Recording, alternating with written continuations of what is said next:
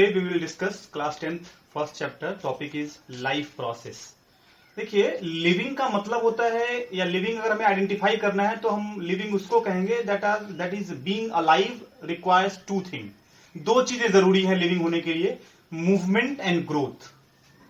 मतलब object must have some movement तो हम उसको लिविंग कह सकते हैं, और उसमें ग्रोथ भी होना चाहिए जो विजिबल हो तो हम उसको लिविंग कह सकते हैं. प्लांट के केस में मूवमेंट हम कंसिडर करते हैं the movement of different molecules, different nutrients. जैसे ऑक्सीजन ले रहा है, वो वाटर ले रहा है, वो एक जगह से दूसरी जगह मूव तो नहीं कर सकता, लेकिन that movement is as well as considered for a living organisms. ठीक है.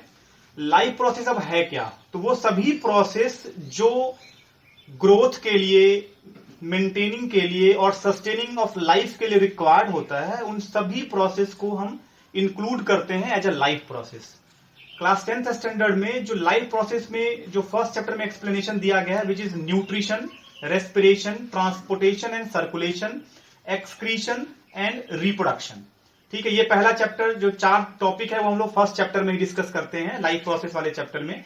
न्यूट्रिशन जो वर्ड है वो डिराइव हुआ है टर्म न्यूट्रिएंट से. न्यूट्रिएंट्स का मतलब हो गया protein, carbohydrate, fats, lipids, vitamin and all. They are the process through which we obtain nutrient from the food. खाना हम खाते हैं लेकिन खाने से हमें न्यूट्रिएंट मिलता है, and that is what called as a nutrition.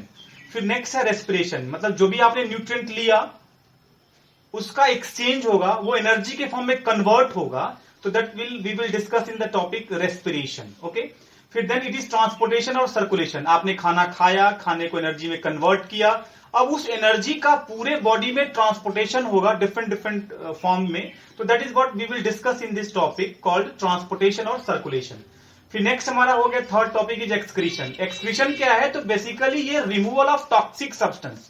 Body में जो भी चीजें बायोलॉजिकल प्रोसेस चल रही होती है, मेटाबॉलिज्म चल रहा होता है, उस मेटाबॉलिज्म के थ्रू आउट में भी कुछ टॉक्सिक सब्सटेंस प्रोड्यूस होता है जिसको हम लोग रिमूव करते हैं by the process of excretion. And the last topic is basically reproduction, जिसमें लिविंग ऑर्गेनिज्म अपने तरह के ऑफ स्प्रिंग को प्रोड्यूस करता है for continuity of life. Okay. Then first topic we have is a nutrient या nutrition.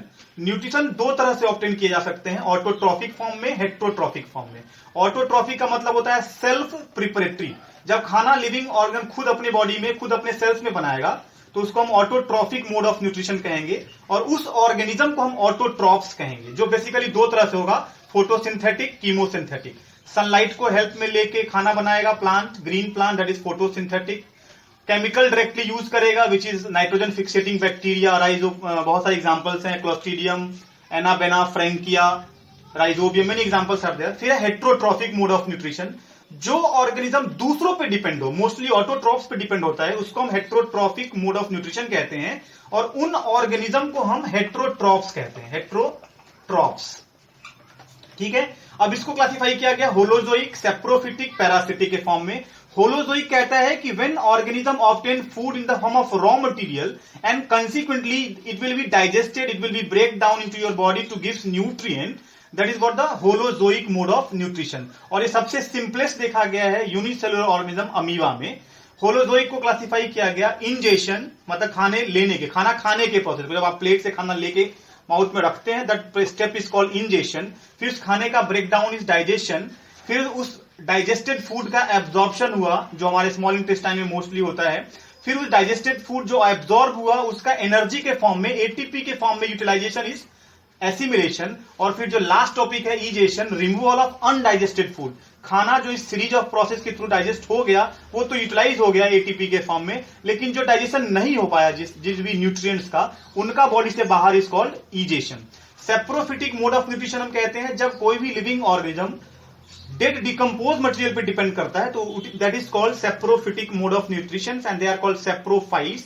And some organism depend directly on the others, दूसरे के बॉडी पे रहते हैं, दे आर कॉल्ड पैरासाइट्स, या their mode of nutrition is called parasitic mode of nutrition. अगर वो body के ऊपर होगा they are called ectoparasite, leech example हो गया, लाइस एग्जांपल हो गया.